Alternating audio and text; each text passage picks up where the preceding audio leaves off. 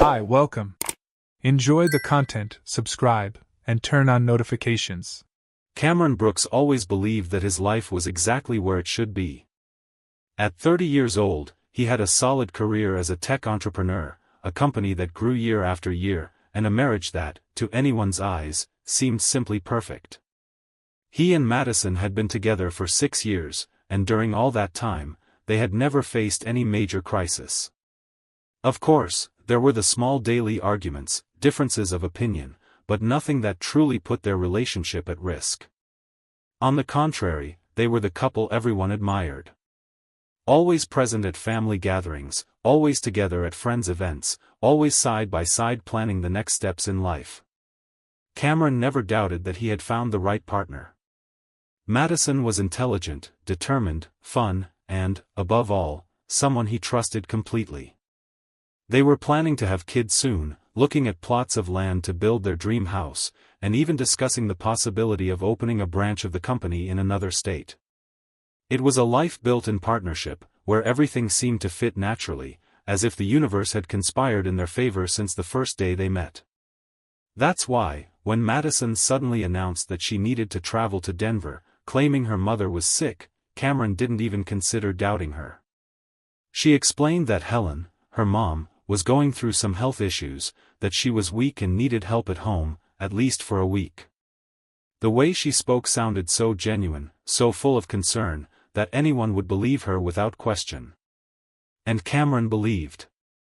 Not only did he believe, but he also offered to help, asking if she wanted him to come along, if she needed financial assistance, or if there was anything he could take care of while she was away. However, she refused. She said it was something quick, that she'd be back in a few days, and that, besides, his presence wasn't necessary at the moment. In the first few days, everything seemed absolutely normal. They talked frequently, exchanged affectionate messages, had video calls, and Madison always seemed present, even though she was physically distant. But as time went by, something started to change subtly, almost imperceptibly. The messages, which used to be constant, began to space out. The replies became shorter, drier, more direct. And the video calls, which used to be part of their daily routine, started being replaced by simple voice notes or even text messages, often sent hours after Cameron had written to her. That started to bother him.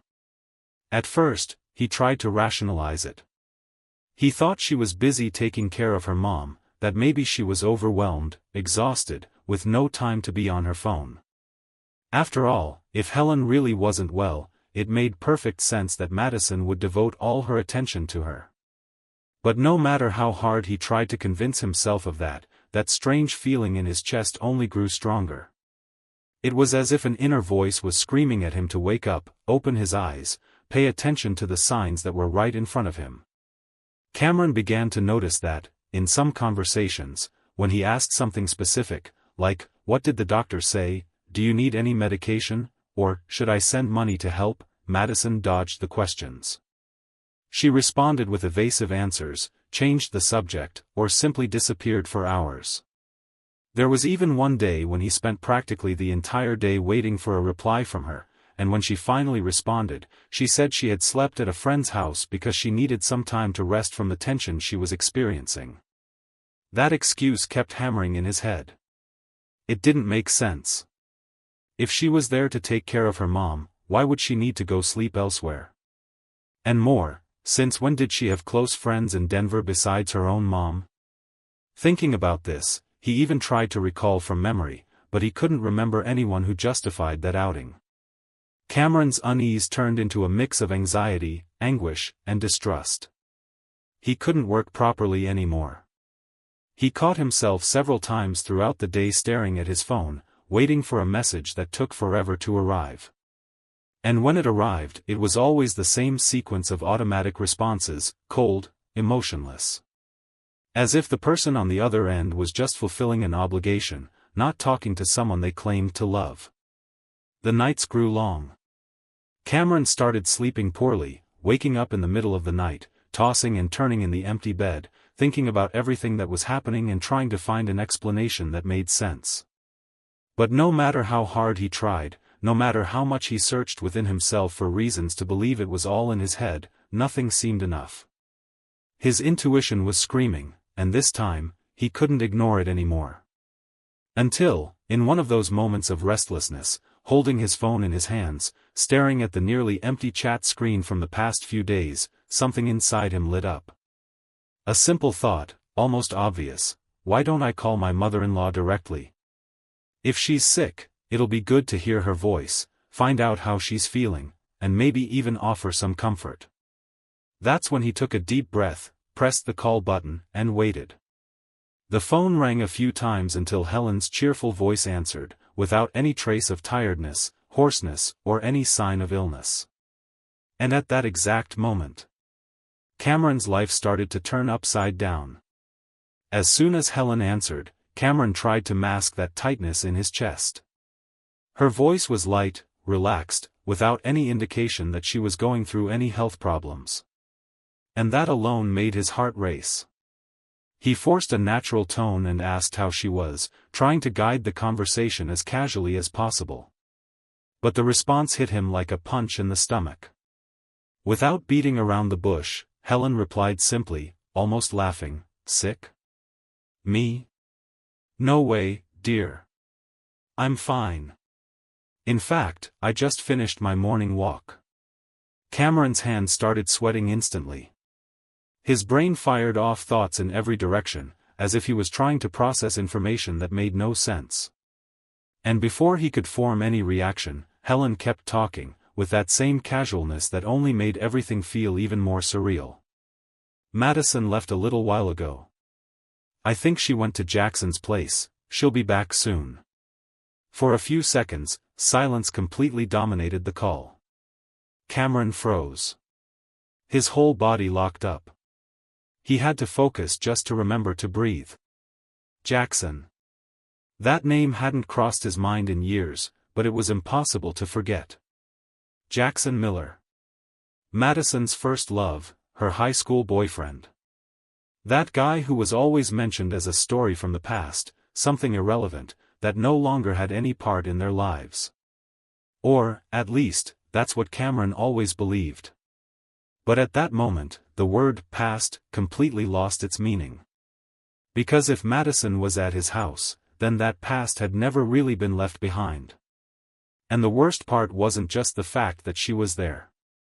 What tore him apart was the casualness with which Helen had said it. As if it were something absolutely normal. As if it were routine. As if that situation carried no gravity at all. Cameron gripped the phone so hard it felt like the device might break. He tried to steady his voice to avoid showing that he was completely in shock, but his mouth went dry instantly. Every part of his body trembled as if he had been electrocuted. 1,000 thoughts came rushing every second. He tried to convince himself it might be a misunderstanding. Maybe it was another Jackson, someone they knew, someone he had no idea about. But deep down, he knew he was just fooling himself. Jackson was a name impossible to confuse. It was that name that, even buried for years, had never completely faded from memory. And now, it surfaced again, in the worst possible way. Unable to come up with any excuse, he quickly thanked her, said he'd call later, and ended the call. The hand holding the phone shook so much that he had to take a deep breath to avoid throwing it on the floor. His stomach felt like it had tied itself in knots. His head spun. Everything felt like a nightmare, as if he were trapped in a parallel reality that simply made no sense. His brain tried to find a logical explanation. Could Madison be there to resolve some old issue? Maybe it was a conversation, settling accounts, something with no hidden intentions. But again, it was that desperate attempt to deceive himself. Because if it were something simple, why would she have lied? Why say she was taking care of her mom? Why distance herself so much, avoid conversations, disappear for hours, create disconnected excuses? The truth was right there, hitting him, tearing him apart, but there was no way to ignore it. At that moment, a mix of pain and anger started to take over. His first reaction was disbelief, but that quickly turned into indignation. Because having relationship issues, arguing, disagreeing was one thing. Something completely different was betraying the trust of someone who, until that day, would do anything for her. He was the kind of guy who believed that love was built on trust, loyalty, and respect. And suddenly, all of that seemed like a big lie. Cameron stayed motionless for a few minutes, staring at the phone screen, as if it might give him some answer. But the only thing that came was a thought hammering away, pounding harder and harder inside his head. I need to be sure. I need to see it with my own eyes. Because if this is true, it's over. He knew that, from that moment on, his life would never be the same. The line separating trust from distrust had been crossed. And there was no pretending he hadn't seen the signs. Because now, they were glaringly obvious. The truth was coming, and there was no escaping it. Cameron's whole body seemed to be functioning on autopilot. He didn't even know how he managed to go down the stairs, grab the car keys, and leave the house. All that went through his mind was a sequence of disjointed images, jumbled thoughts, flashes of everything he had lived with Madison, and that voice hammering inside his chest, yelling that he needed to see it with his own eyes. Because until that moment, no matter how much everything pointed to the worst, there was still a tiny shred of hope that somehow it was all a big misunderstanding. The journey felt endless. His heart raced, his hands sweated on the steering wheel, and that tightening in his stomach seemed to grow with every corner. He barely remembered the last time he had been in that neighborhood. In fact, that place brought back memories he preferred not to revisit. It was where Madison had spent much of her adolescence, where she had lived that relationship with Jackson that, until then, he believed had been buried in the past. When he arrived, he parked on the block behind. He chose a strategic spot, from which he could discreetly observe his mother-in-law's house. He took a deep breath, held back the anxiety, and stayed there, attentive to any movement. Time seemed to stand still. Seconds dragged on, and all he could hear was the sound of his own heart pounding in his chest. His mind tried to come up with explanations, invent excuses, anything to ease that unbearable weight that felt like it was crushing his chest. And then, suddenly, the door of the house opened. His eyes widened instantly. There she was. Madison. She walked out with that air of someone trying to seem nonchalant, but at the same time, she discreetly looked both ways, as if making sure no one was watching. Cameron quickly ducked down, hiding his body, leaving only his eyes alert, following her every move. It was clear that she was avoiding being seen. She walked toward the next block, holding her phone, typing something, while quickly glancing around. Cameron waited a few seconds, took a deep breath, adjusted himself in the seat, and when he realized she was far enough away, he got out of the car and started following her on foot, keeping a safe distance, paying attention to each step. His chest felt like it was about to explode. Every movement she made felt like a blow. It was a mixture of adrenaline, anger, sadness, and a void he didn't even know could exist inside someone. When she turned the corner, Cameron felt his whole body tremble. His eyes followed her every step, and he noticed she was walking determinedly toward a house with a simple facade, a white fence, and a small garden in front. He stopped on the sidewalk across the street, pretending to mess with his phone, but in reality, every cell in his body was on alert. And before he could come up with any excuse for what was about to happen, the door of the house opened. Jackson appeared. Without any ceremony, Madison crossed the gate, walked straight to him, and as soon as they were face to face, they kissed. No rush, no hesitation, as if they did it with total naturalness. After the kiss, she went in, and Jackson closed the door behind them, as if it were routine, as if that had been, for a long time, the place where she truly wanted to be. This wasn't a quick visit or a chance meeting. It wasn't to settle old scores. This was happening because it had been happening for a long time. And at that moment, everything made sense. The cold conversations. The empty excuses. The sudden distance. The trip to take care of her mom, which never existed. The short replies, the lack of interest, the absurd disconnect that appeared out of nowhere. Everything. Each piece of the puzzle fit together at once, forming an image as clear as it was cruel. The shock was so great that Cameron had to lean against the wall to keep from falling. His legs lost strength. His stomach felt like it was churning, as if he was going to throw up. His head spun. It was a pain that had no name. Because until that day, he thought he knew what sadness, disappointment, and frustration felt like. But this was something far beyond that. It was the destruction of everything he believed in. It was seeing, with his own eyes, betrayal materialized, alive, real, happening right in front of him. He stood there for several minutes, motionless, staring at that house, trying to understand how, in such a short time, his life had crumbled in that way.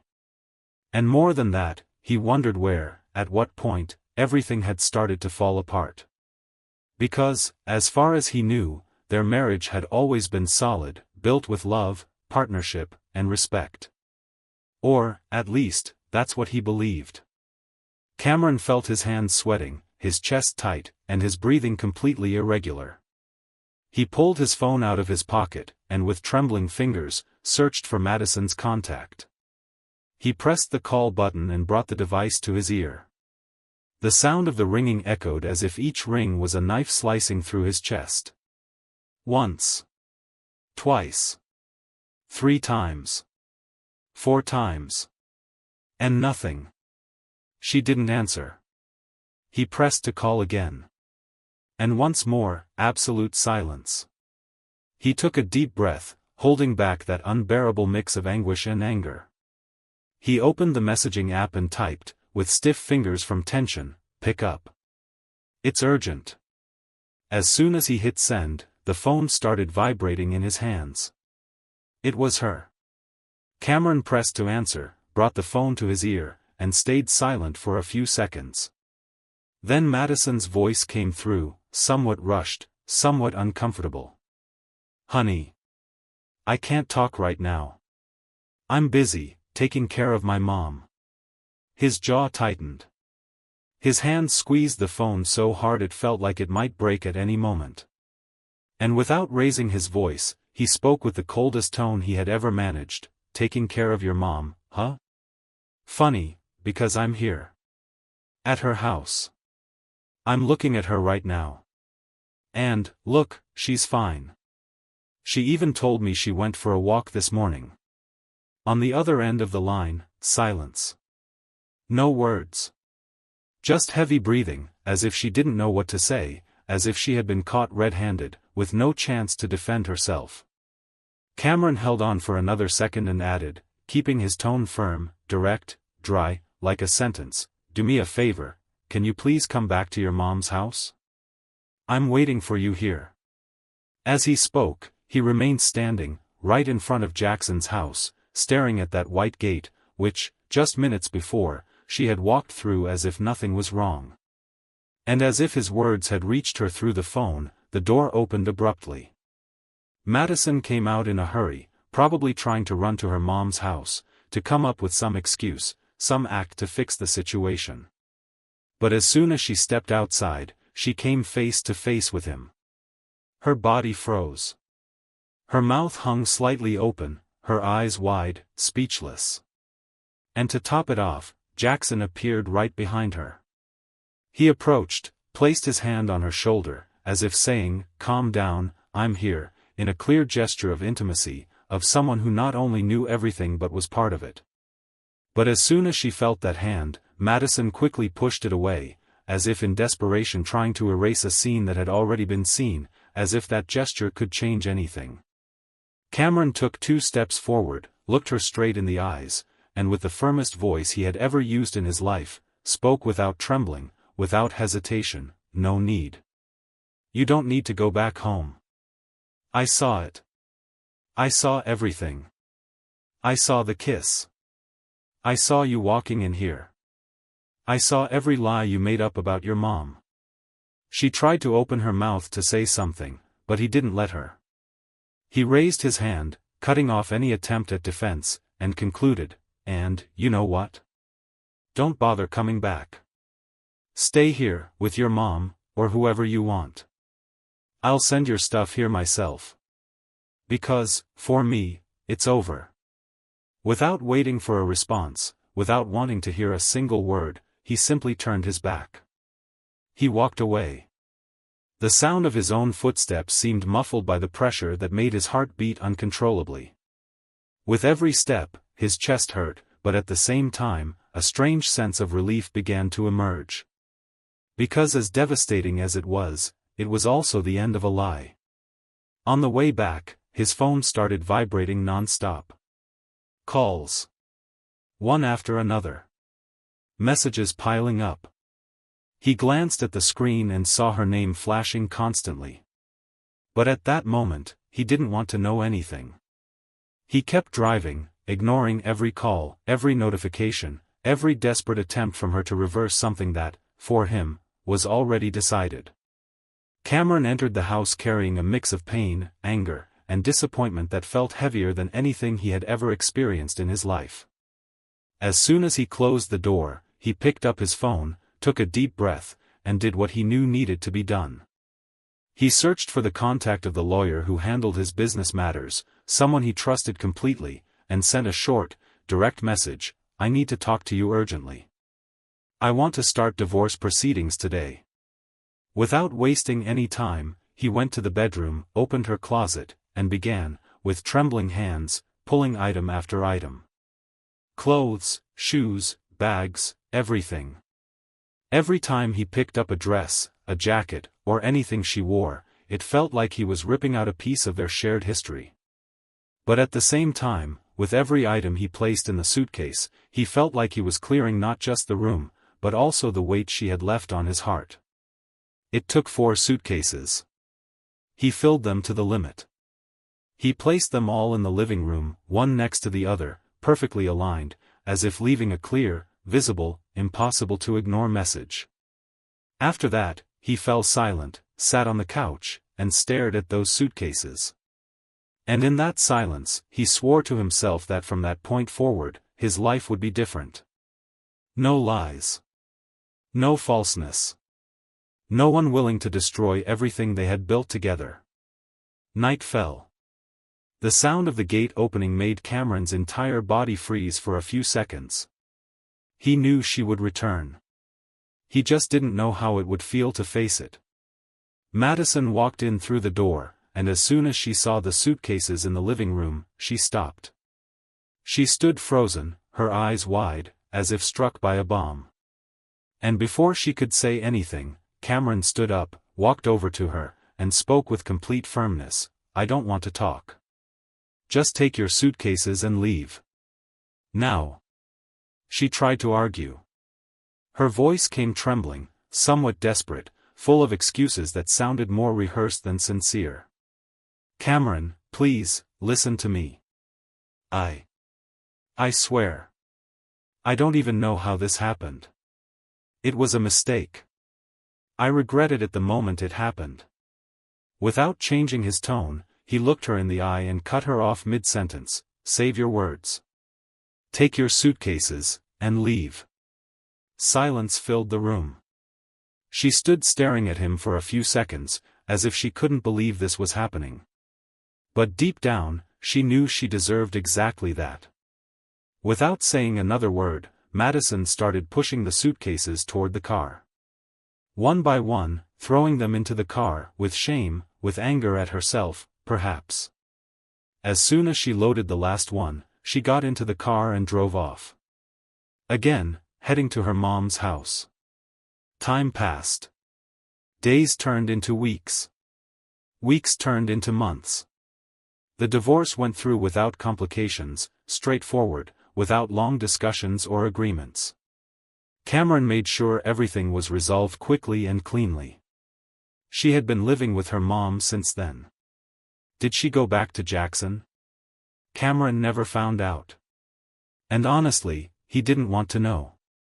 The only thing that mattered was that, now, life moved on. Without her. Without lies. Without another piece of the past holding him back. Thank you for watching the video. If you enjoyed it, don't forget to subscribe to the channel and turn on notifications so you won't miss any updates. See you next time.